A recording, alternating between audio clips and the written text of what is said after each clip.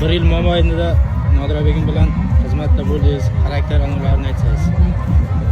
Assalomu alaykum. Barchani 2026-yil yangi yil oqshomida chin qalbdan tabriklaymiz. Nodira begim Kenjayevaning ijodlariga ijodiy barkamollik tilaymiz. Zeroki qisqa muddat ichida birgalikda ijod faoliyatimiz birgalikda borayotgan bo'lsa-da, opani talabchanligiga respektga aslo gap bo'lishi mumkin emas. Har bir ijod nuqtasi, har bir aytilayotgan qo'shiq repertuarda alohida to'xtalish bo'ladi. O'shaning uchun ham bo'ladigan xalqimiz yaxshi kunlarga borayotganlarda to'y tadbirlarida borgan joydan eng kamida 5 ta 6 ta to'y yaxshi kun xizmat olib kelishadi. Shuning uchun deb o'ylayman men. Sababi, asosiy sabablardan biri har bir qo'shiq davraga tashlashda juda katta e'tibor mas'uliyat bilan yondashadi. Sasifda yigitlarni birdamligiga, birlashib turishiga aslo gap bo'lishi mumkin emas. Nodira begim Kenjayeva bilan uzoq yillar Sasifda yigitlar, ishongan yigitlardan biri, muzikant yigitlardan biri bo'lib faoliyat yuritasiz. Nodira begim Kenjayeva haqida fikrlarsiz?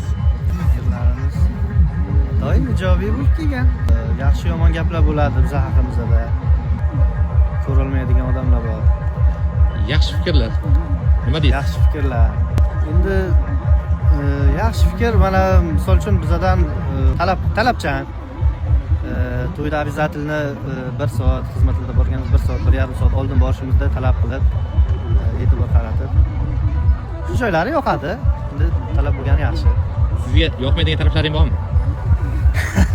Eng zo'r joyi. Eng zo'r. Bemalol aytishingiz mumkin. Bayram oldi kechirishadi. Eng zo'r joyga keldik. Birinchi navbatda meni kayfiyatimni buzishlari yoqmaydi. To'y oldi обязательно har to'yda meni asabimni buzishlari kerak. O'zlari ham biladilar. Admin sifatida juda ham qiyin bo'ladi xalqimiz to'ylarida, mana shu to'y egalari bilan ko'rishganda baribir Nodira begim Kenjayeva haqida fikringiz? Juda bir anovida, opa, nima desam, tezda bir muzikantlar bir aytganini qilmasa, urishib tashlaydi. Opani bitta narsasi yoqadi, qat'iyatli, hamma narsani o'z vaqtida bo'lishi yoqadi. Assalomu alaykum, hurmatli yurtdoshlar. Nodira begim Kenjayevaning ijodiy faoliyatiga omadlar tilaymiz. Nodira begim Kenjayevani yonida yurgan ishongan yigitlardan birisiz, Sasifda yigitlardan.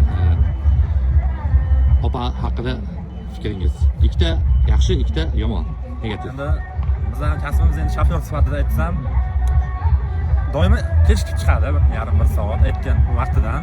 Birinchi yomon odat shu. Ikkinchisi, masalan to'yga kechikayotgan bo'lsak, gazga to'xtama, benzinga turamiz deb aytadi. Bu ikkinchi yomon odat. Endi yaxshisini aytadigan bo'lsak, gapiga javob beradi. Qiz bola bo'lsa ham gapirdimi, desa qiladi, yaxshi.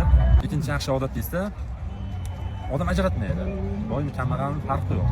Odam ajratmaydi. Nodira begim Kenjayevaning yaxshi odatlaridan xushchaqchaq, hazilkash, quvnoq yaxshi odatlari bor.